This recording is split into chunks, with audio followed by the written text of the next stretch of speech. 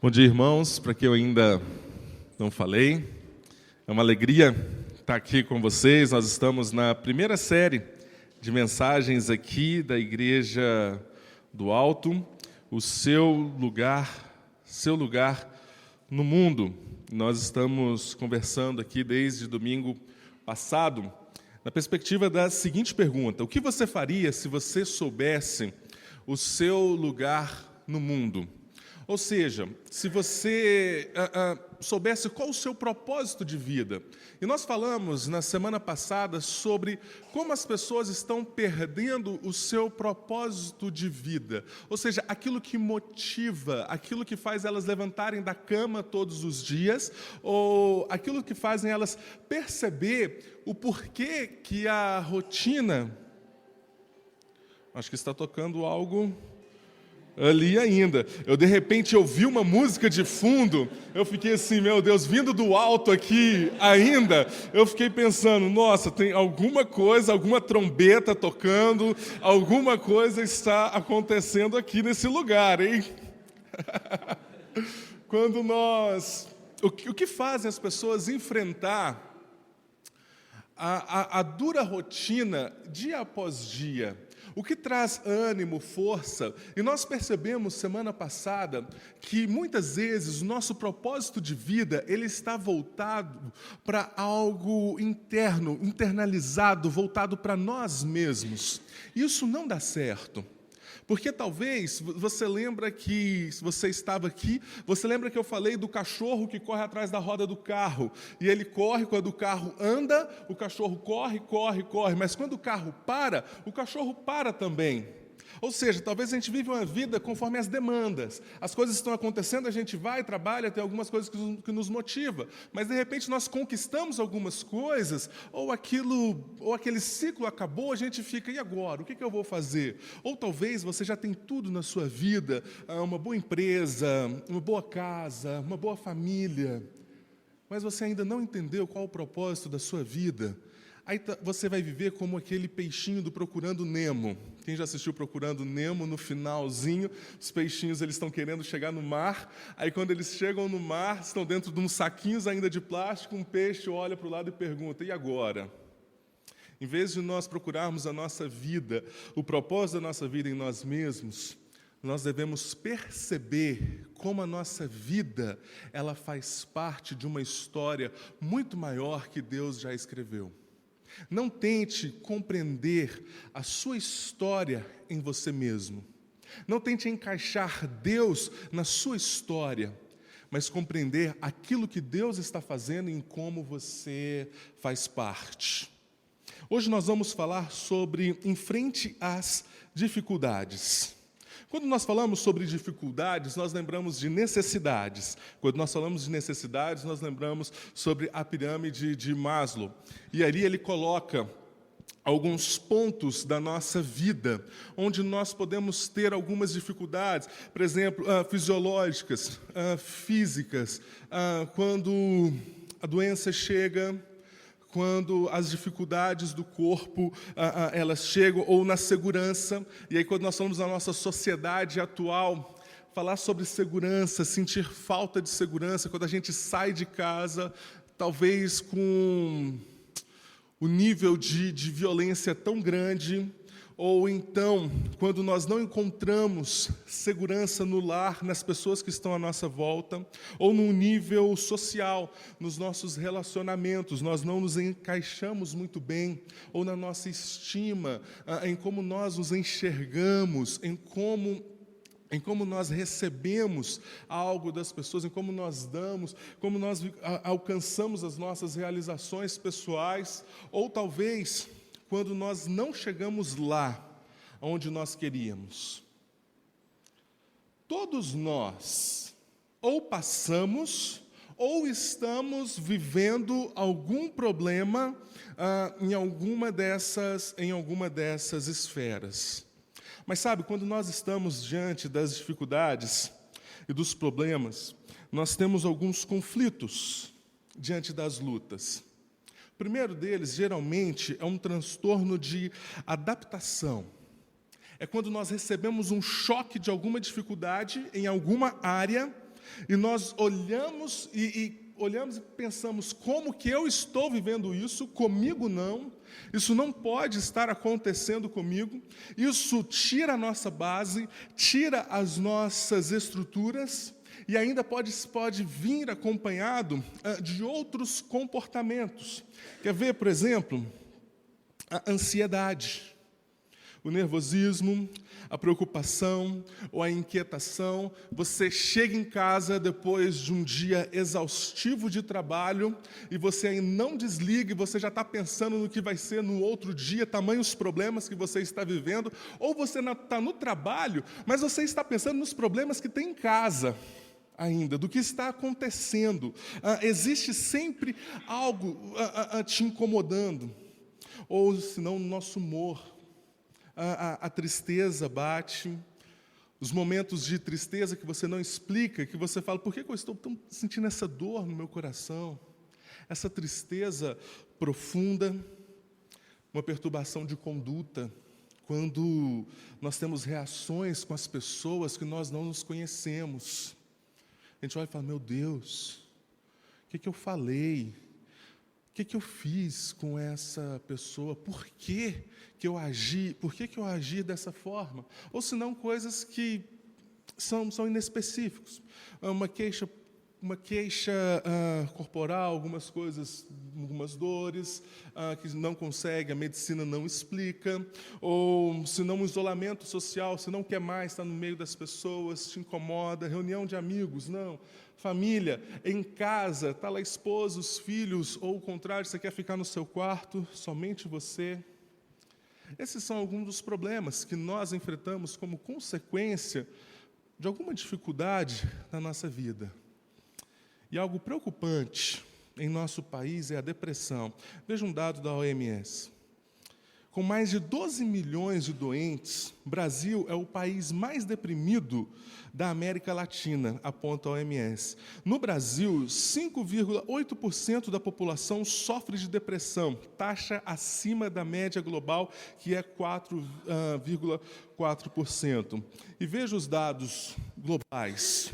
Existem 322 milhões de pessoas sofrendo com depressão, 4,4% da população. Isso acontece mais com as mulheres, 5,1%, com homens, um pouco menos. Cerca de 800 mil pessoas morrem por suicídio a cada ano. Essa semana eu tive as notícias de Ribeirão Preto, não sei quantos têm parentes ou amigos em Ribeirão Preto. Eu tenho vários amigos em Ribeirão Preto. Uma sequência de suicídios entre jovens.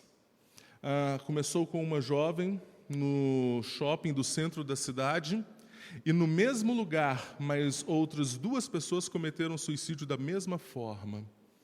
Estão desconfiando de quase 10 casos, confirmados 5 casos. Isso numa cidade próxima a nós. Esses dados são dados globais, dados do nosso país, mas existe isso presente aqui em nossa cidade. Uma coisa é quando nós falamos das pesquisas, do que está acontecendo no mundo. Outra coisa é quando nós nos baseamos naquilo que nós estamos falando, num jornal, no Facebook, no Instagram. Mas outra coisa é quando isso bate à nossa porta.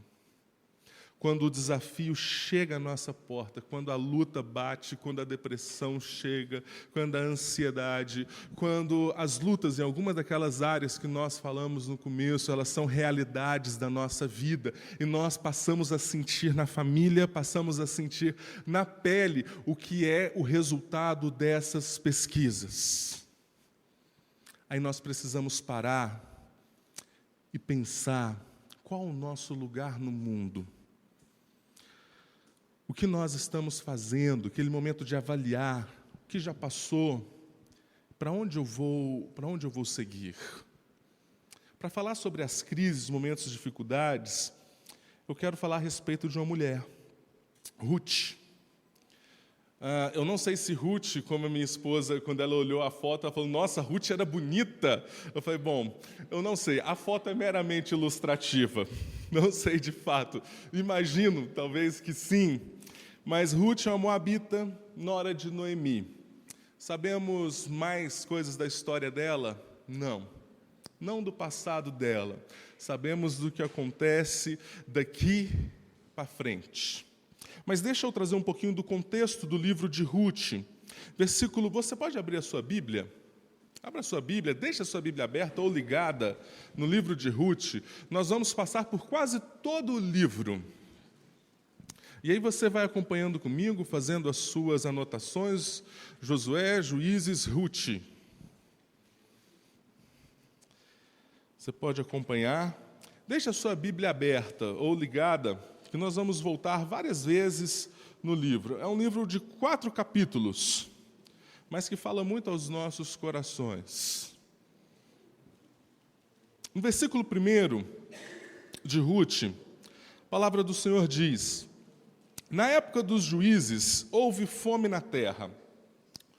Deixa eu contextualizar vocês um pouco. O povo saiu do Egito, depois de um período de 400 e tantos anos.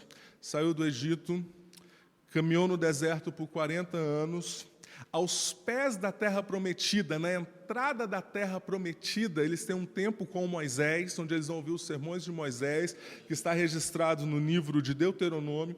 Moisés morre, eles entram na terra prometida e com Josué liderando este povo, eles vivem os dias das conquistas, das grandes conquistas. Josué morre, chega o dia dos juízes. O título de juiz ele foi conferido a mais ou menos 15 homens para presidir o povo. O povo não tinha um rei sobre eles, mas tinham pessoas que Deus escolhia para direcionar. Durante um período, alguns dizem de 200 anos, outros de 350 anos. Mas o fato é que a nação de Israel estava cercada ainda pelos seus inimigos, e dentro da nação eles sofriam uma forte crise, porque esses juízes, alguns desses juízes não eram homens bons, eram homens maus. Isso refletia no povo, porque o povo também estava vivendo de forma errada, voltando-se cada vez para si mesmo, vivendo em uma atmosfera de egoísmo, onde cada um buscava os seus próprios interesses. O livro de Juízes ele vai trazer a seguinte mensagem para o povo, uma mensagem de temor, e vai dizer: olha, está aqui a minha lei, está aqui como vocês devem viver, e dessa forma vocês vão viver em comunhão comigo, ou seja, com Deus. Mas caso isso não aconteça, vocês vão caminhar mal.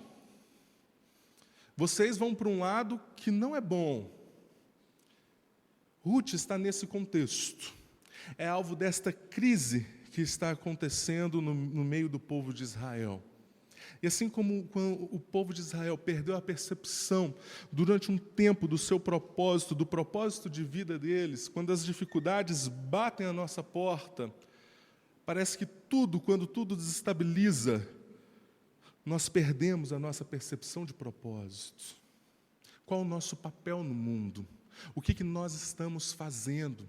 Quando a crise chega, as dificuldades batem à porta por causa do governo, por causa da família, por causa do trabalho, por causa de filhos, enfim, tantos outros, por causa do próprio corpo, nós passamos a perder, a ficar meio deslocado na nossa vida. O que nós estamos fazendo aqui? O livro de Ruth é justamente sobre isso, sobre como esta mulher enfrenta as dificuldades. Mas vamos seguir no livro. Você está com a sua Bíblia aberta ou ligada? Versículo 1 ainda. Um homem de Belém de Judá, com a sua mulher e os 2 filhos, foi viver por algum tempo nas terras de Moabe. O homem chamava-se Elimeleque. Elimeleque significa meu Deus é rei. Este homem ele passou a vida inteira dizendo para as pessoas: olha, meu Deus é rei. Quando ele era criança, ele chegava diante dos amiguinhos da escola: ei, como é que você chama? Meu Deus é rei, prazer, tudo bem? Quando adulto ele chegava, as pessoas chegavam: olá, tudo bem, muito prazer, meu Deus é rei. Para uma nação que não tinha rei. para uma nação que não acreditava nesta mensagem que o Elimeleque, com o seu nome, estava anunciando. E, na verdade, nem o próprio Elimeleque acreditava na mensagem do seu nome, de que Deus é rei, de que existe um rei que está acima de todos. O texto diz que ele saiu de Belém. Belém é a casa do pão.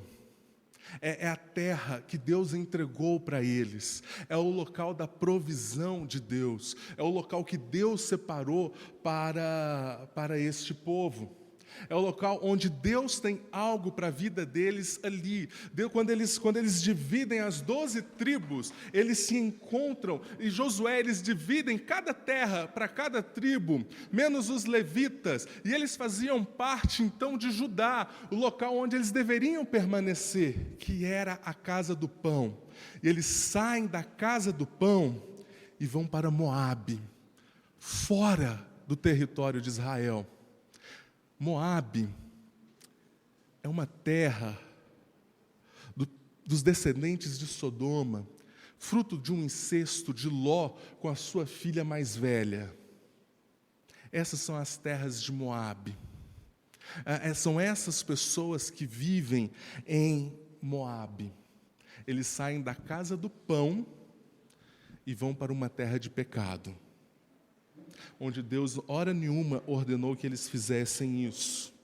Mas o texto diz que ele tinha uma esposa, o nome dessa esposa é Noemi, doce, agradável. Ela viveu dizendo para as pessoas: oi, eu sou uma pessoa doce, eu sou uma pessoa agradável. Viver ao lado do meu Deus é rei, é uma vida que deveria ser muito agradável. Mas ainda, eles tinham 2 filhos, Malom e Quilion. Um significa enfermidade, o outro fracasso. Pensa eles chegando quando crianças dizendo: oi, eu sou a enfermidade. Oi, eu sou o fracasso. Tudo bem com vocês? Existiu um erro muito grave nesse bloco de texto. O texto diz que eles foram viver por algum tempo nas terras de Moabe. Escolhas erradas começaram a fazer parte dessa família. Em meio às dificuldades que eles estavam vivendo em Belém, eles pensaram assim: vamos para as terras de Moabe, dos moabitas, porque talvez lá está melhor. Mas olha, é rapidinho, é só 1 ano, vamos ficar lá 3 meses, vamos ver só o que está acontecendo lá, depois a gente volta para a casa do pão, e aí está tudo certo. Mas diante das escolhas erradas da nossa vida, aquilo que nós pensamos que é provisório, que é por algum tempo, diante da crise e da dificuldade, não é. As escolhas erradas se tornam permanentes, ou as escolhas erradas se tornam recorrentes, porque fazem parte. Uma escolha errada chama outra escolha errada. Porque eles estavam com um problema na casa do pão em Belém. Eles vão para um lugar que Deus não ordenou, aliás, que Deus falou para não ir, para não se relacionar com este povo. Mas sabe o que acontece? Chegaram a Moabe e lá ficaram. Não pense que as suas desculpas por causa das crises, das dificuldades, ou as alternativas que você quer dar, os caminhos que você sabe que vai contra a vontade de Deus, que são errados, para consertar ou para ajudar nos seus momentos de dificuldade, vão ser melhores. Não vão.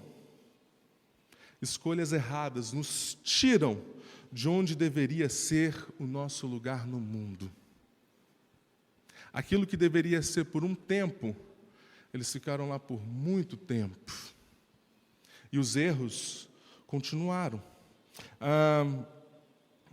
Noemi também faz parte dessa série de erros. Porque, veja, eles se casaram com mulheres moabitas, uma chamada Orfa e outra Ruth. Mas veja que tinha uma ordem em Deuteronômio para eles: não se casem com pessoas de lá, não deem suas filhas aos filhos delas, nem tomem as filhas delas para os seus filhos. E agora, Elimeleque morreu. Noemi chegou para os seus filhos e disse, olha, vocês precisam procurar esposas. Ou os filhos chegou para a mãe e disse, olha mãe, as nossas esposas aqui, as mulheres que nós escolhemos para ser as nossas esposas. A mãe sabia do que Moisés tinha ensinado, de qual era a ordem, de como ela deveria instruir a sua casa. Mas assim como Elimeleque, Noemi também foi omissa no ensino. Abriu mão, não se lembrou daquilo que aconteceu. Deixa eu abrir um parênteses aqui. Veja como essa família saiu da casa do pão e entrou para um tempo de desastre. Sabe quando isso acontece? Deixa eu falar com os homens aqui, rapidinho. Quando nós temos homens, sacerdotes do lar, líderes em suas casas, que são omissos à vontade de Deus, a um relacionamento com Deus. Noemi, ela vai dizer que a vida dela ficou amarga. Mulheres doces, ao lado de homens omissos, vão se tornar mulheres amargas. Mães que querem resolver as coisas da sua forma com os seus filhos, não segundo a vontade de Deus, vão instruir os seus filhos ao fracasso, a uma vida de enfermidade. Filhos que não ouvem os ensinamentos dos seus pais, ou se os ensinamentos dos seus pais não é a vontade de Deus, eles também deixam de ouvir a vontade de Deus. A vida desses filhos vão caminhar para o fracasso e para a doença na alma. É isso que aconteceu com esta casa, com a casa de Elimeleque, com a casa de Noemi. E veja como o texto segue, no capítulo 1 ainda, versículo 6. Quando Noemi soube em Moabe que o Senhor viera em auxílio do seu povo, ou seja, quando Noemi lembrou que na casa do pão voltou a ter pão novamente, que alguma coisa estava acontecendo lá, ela resolve então voltar. Ela chama as suas noras, porque os seus filhos também já morreram. Ela chama as suas noras e fala, olha, vamos voltar para Judá, vamos voltar para Belém. Chegando a Belém, Noemi tem uma conversa séria com Orfa e com Ruth. Olha, eu sei o que é ser uma imigrante. Não é bom para vocês estarem aqui. Vocês não são bem-vindas aqui, vocês são da terra de Moabe, as pessoas te conhecem. Quando eu cheguei aqui, as pessoas já olharam, lá vem Noemi com as moabitas. Não vai ser legal vocês estarem aqui. Vamos fazer o seguinte, volta para a casa de vocês, volta para os deuses de vocês, e está tudo bem. Muito obrigado por vocês estarem aqui comigo. E o texto diz que elas choraram muito, porque elas se amavam. Noemi era uma sogra doce. Sogras, aprendam com Noemi. Sabe como eu vejo isso? As noras queriam ficar com a sogra. Olha que milagre! Olha que coisa maravilhosa! As noras não queriam largar a sogra, elas choraram ali com Noemi. Orfa então entendeu que deveria voltar, mas Ruth não. Ruth permaneceu. E Ruth olha para Noemi e diz, não insista mais. Não insista para que eu te deixe. E aí no versículo 16, ela olha para Noemi e diz, aonde fores irei, onde ficares ficarei, o teu povo será o meu povo e o teu Deus será o meu Deus. Ruth faz uma escolha que é contra a cultura nos dias de Juízes. Uma cultura de corrupção, uma cultura de egoísmo, uma cultura onde cada um é voltado para si mesmo. Noemi entende o seu lugar no mundo.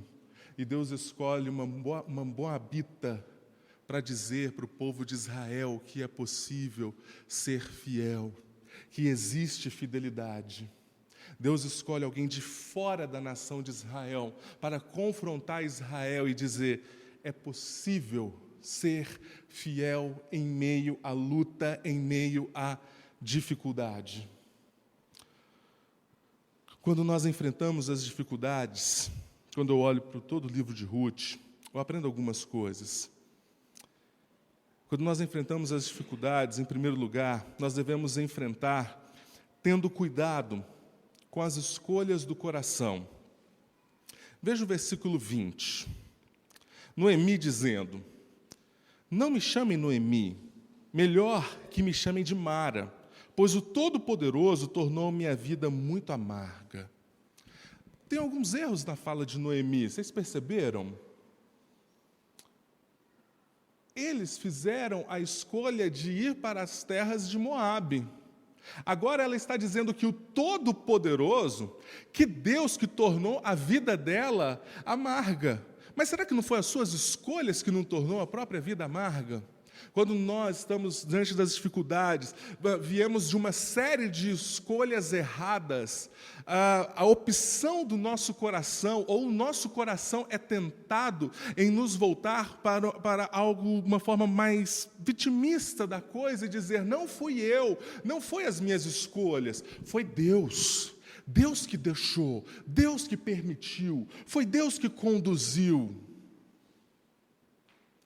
E aí ela olha agora, talvez num sofá, decepcionada, amargurada com a vida, perguntando por que isso tudo aconteceu com a vida dela agora. Foi Deus, agora eu sou amarga. Mas veja a escolha de Ruth. Ruth tem uma postura totalmente diferente. Ruth olha para Noemi, para a sogra dela, e fala, olha, eu vou recolher espigas no campo daqueles que me permitir. Eu vou fazer alguma coisa. Ela tinha a opção de ficar deitada, de ficar amarga como a sua sogra, ou fazer algo. No livro Os 7 Hábitos das Pessoas Altamente Eficazes, o autor ele traz o princípio 10-90, e ele diz o seguinte, 10% da vida estão relacionados com o que se passa com você. Outros 90% da vida estão relacionados à forma como você reage ao que se passa com você. 10% da vida é aquilo que acontece, aquilo que as pessoas te fazem, mas 90% é aquilo que você faz. São as suas ações, é aquilo que você faz com o todo que está acontecendo com você. E aí existem pessoas que se tornam amargas, não por causa do que as pessoas fizeram, mas por causa do rumo da sua vida, de como ela caminhou uma vida toda. Henry Nouwen, no livro Mosaicos do Presente, ele diz, pode parecer estranho dizer que a alegria é um resultado das nossas escolhas.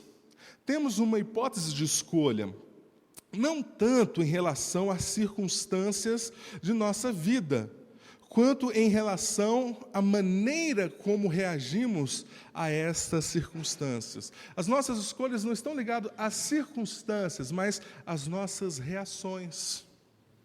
E aí ele vai continuar dizendo, algumas pessoas tornam-se ásperas à medida que envelhecem, outras envelhecem alegremente. Isso não significa que a vida daqueles que se tornam ásperos tenha sido mais dura do que a daqueles que se tornaram alegres. Significa que foram feitas diferentes escolhas, escolhas interiores, escolhas do coração. E você já viu aquelas pessoas de idade que são rabugentas, reclamonas, amargas, a vida dela é uma disputa de dores. Se você chega assim, olha, cortei o dedo, ela é capaz de cortar o dedo, olha, eu não tenho dedo. Ou senão, olha, eu tenho que pagar algumas contas. Você tem que pagar algumas contas, passei 50 anos com o meu nome no SPC. Então, a cada dificuldade que você apresenta, essa pessoa coloca uma dificuldade maior ainda. Aí você fala, não, diz isso, venceu. Pode ficar tranquilo. Vencedor aí nas lutas, né? As suas são maiores que as minhas. E tem pessoas que passam a vida inteira extremamente alegres. Passou por um câncer, passou pela perda de filhos, passou por tantas dificuldades, mas encontra uma alegria na vida. Não quer dizer que a pessoa que viveu de forma amarga sofreu mais. Quer dizer que a pessoa que vive de forma alegre, ela fez escolhas com o seu coração, de se voltar para Deus, de confiar no Senhor, de voltar a sua vida diante do Senhor. Tome cuidado, diante das dificuldades, com as escolhas que o seu coração tem feito. Segundo lugar, mantenha o foco no que lhe é possível. Ainda no Ruth capítulo 2, entre o versículo 2 e 5. Vou recolher espigas no campo daquele que me permitir. E veja o que acontece. Então ela foi e começou a recolher espigas atrás dos ceifeiros. Casualmente, esse casualmente eu não sei, viu, gente? Mas, enfim, Deus sabe. Acho que Deus ele estava fazendo algo. Casualmente, entrou justo na parte da plantação que pertencia a Boaz. Olha que coincidência. Que era do clã de Elimeleque. Deixa eu contar para vocês quem era Boaz. Boaz, um homem rico, um fazendeirão. Provavelmente chegou ali com a sua Hilux do ano, top, estacionou, entrou ali aquele homem forte, grande, bonito, talvez ali já com algumas marcas do sol, mas que trouxe um charme para a vida dele durante a sua caminhada. E Ruth está justamente nas terras desse homem. Mas mais do que isso tudo, Boaz era um homem crente, temente ao Senhor. Ele chega para os seus funcionários e diz, o Senhor esteja com vocês. E os funcionários não dizem para o patrão, morre, ou Deus me livre, ele chegou. Nossa, lá vem o patrão, pega tudo aí, junta tudo que o homem chegou, Deus me livre. Chegou aquele e xinga tudo o patrão. Muito pelo contrário. Os funcionários deles dizem, o Senhor te abençoe. Boaz era um homem temente a Deus e que ensinava isso por onde ele passava. Aí ele chega para o capataz dele, vê Ruth lá, aquela mocinha lá no meio do campo, olha e diz, a quem pertence aquela moça? Então o capataz vai contar para ele, ela veio com Noemi, a viúva de Elimeleque, ela é uma moabita. Sabe de uma coisa? Quando nós estamos passando por lutas e dificuldades, nós temos um ideal. E nós queremos alcançar o ideal.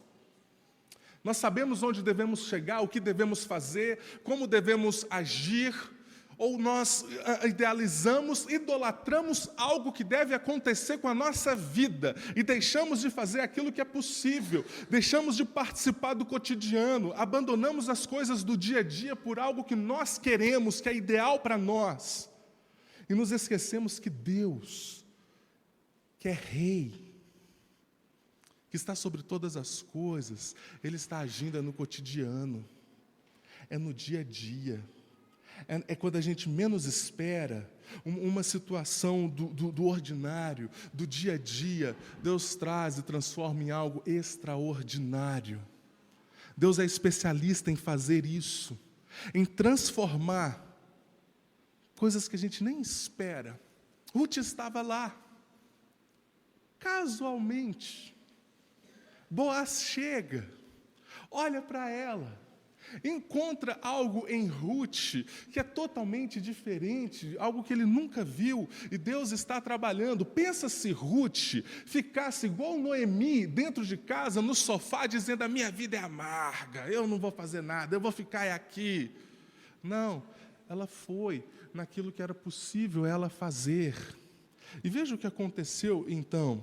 Boaz tem um encontro com Ruth. Ouça bem, minha filha, não vá colher noutra lavoura, nem se afaste daqui. Fique com minhas servas, preste atenção onde os homens estão ceifando e vá atrás das moças que vão colher. Darei ordem aos rapazes para que não toquem em você. Quando tiver sede, beba da água dos potes que os rapazes encheram.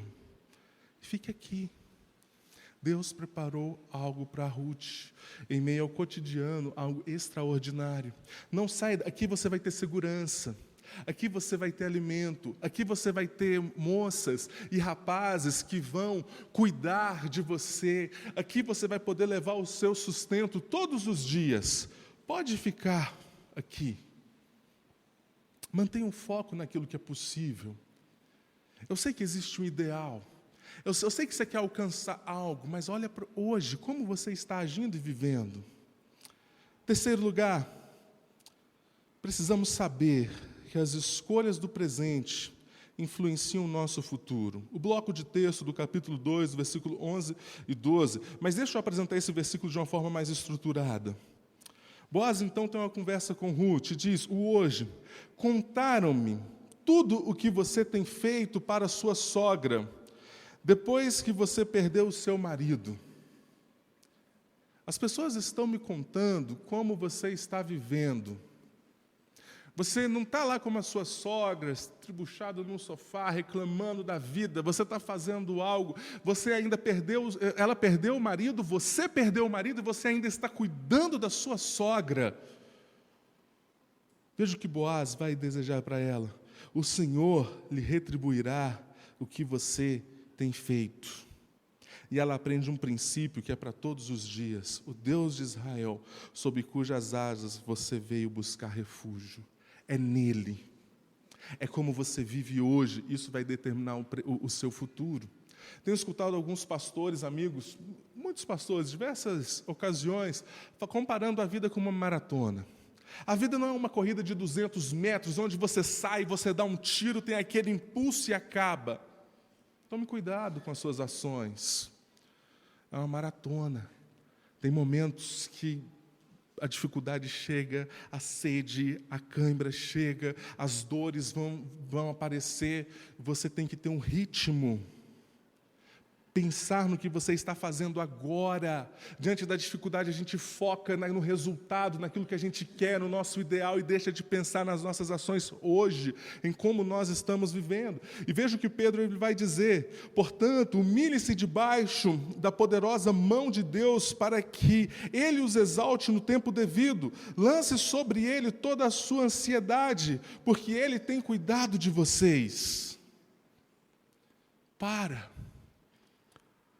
É tempo de colocar a vida diante do Senhor, e no devido tempo Ele está trabalhando, Ele está agindo. Perceba as suas ações hoje, o que você tem feito. Quarto e último lugar, vivendo por princípios e não por circunstâncias.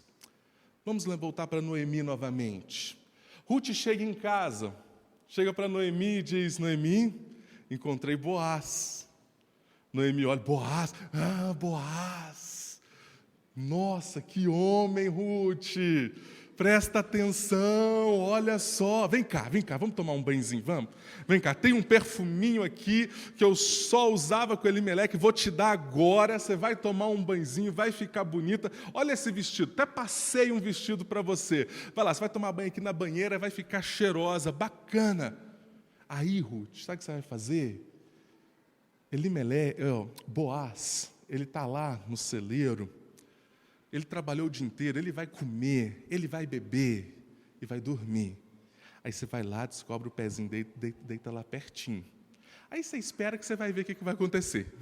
Aí deixa que a coisa vai andar. Atalhos. Noemi estava cometendo outro erro, criando atalhos para Ruth, para aquilo que Deus é quem estava fazendo. Ruth faz, mas quando ela chega, Boaz acorda e fala: o que você está fazendo aí, menina? Ruth olha e diz: você é o meu resgatador. Boaz responde: sim, eu sou, mas existe um outro parente mais próximo que pode ser o resgatador. O que era o resgatador? Quando, por exemplo, Noemi perdeu o marido, Ruth também, ainda tinha as terras de Elimeleque. Alguém podia vir comprar estas terras. Podia ser Boaz, mas Boaz tinha um primo mais próximo de Noemi ainda. Ele tinha um direito sobre as terras. Boaz age com princípios. E ele diz: não, eu não posso tomar você para mim. Existe alguém que pode. Eu vou conversar com ele. Quando nós agimos com princípios, nós agimos com sabedoria. Sabe o que Boaz faz ali no capítulo 3? Ele vai reunir todos os amigos, os líderes da cidade, vai ficar à porta da cidade esperando. Passa então o outro resgatador, o primo mais próximo, ou o parente mais próximo. Boaz chama: ei, vem cá, vamos ter uma conversa. Olha, Noemi, viúva de Elimeleque, morreu, está aqui as terras dele, você quer comprar? Você vai cuidar? Ele diz: vou, não, tudo bem, eu faço isso, que joia. Boaz age com sabedoria: olha, mas vem junto uma moabita. Você vai querer a moabita? Você vai pegar a viúva? Aí o resgatador: não, melhor não, vou arrumar confusão em casa, vou ter que dividir a minha herança de um jeito que... vou ter que partir a minha herança de outra forma, uma moabita, melhor não. Boaz então olha para aqueles líderes e diz: vocês são testemunhas então, que eu posso, então agora ir lá e resgatar a família de Noemi e tomar Ruth para mim. Capítulo 4. O desfecho da história. Boaz casou-se com Ruth e ela se tornou sua mulher. Boaz a possuiu e o Senhor concedeu que ela engravidasse dele e desse à luz a um filho. E veja que alegria para Noemi. O menino lhe dará nova vida e a sustentará na velhice, pois é filho da sua nora que a ama e que lhe é melhor do que 7 filhos. Noemi pôs o menino no colo e passou a cuidar dele. As mulheres da vizinhança celebraram o seu nome e disseram: Noemi tem um filho, e lhe deram o nome de Obed. Este foi o pai de Jessé, pai de Davi, que está na descendência de Jesus. Elimeleque anunciava que o Deus dele era o rei, mas nem ele e nem as pessoas acreditavam nisso. Mas desta casa surgiu o verdadeiro rei, que nasceu em Belém. O pão da vida. Na casa do pão tem pão, que é o pão da vida, que é Jesus, que traz uma nova esperança para a nossa vida. Então, diante das lutas e das dificuldades, não negocie os seus princípios de vida. Viva com sabedoria. Como nós enfrentamos as dificuldades? Tenha clareza que Deus está trabalhando em meio ao cotidiano, dia a dia, nas ações que você não espera. Deus está costurando algo, Deus está trabalhando. Suas atitudes do presente são alicerces para o futuro. Cuidado. Diante das dificuldades, não vá fazer escolhas erradas que vão lhe custar depois causar feridas tão profundas que você nunca vai sair dessa caminhada de erros após erros. Mas se você tem caminhado assim como Ruth precisava de um resgatador, nós também temos um resgatador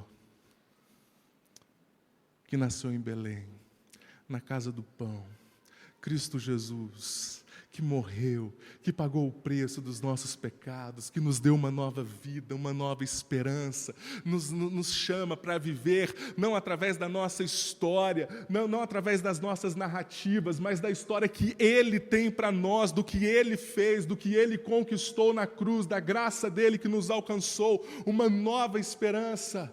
E é assim que nós podemos viver diante das lutas, diante das dificuldades.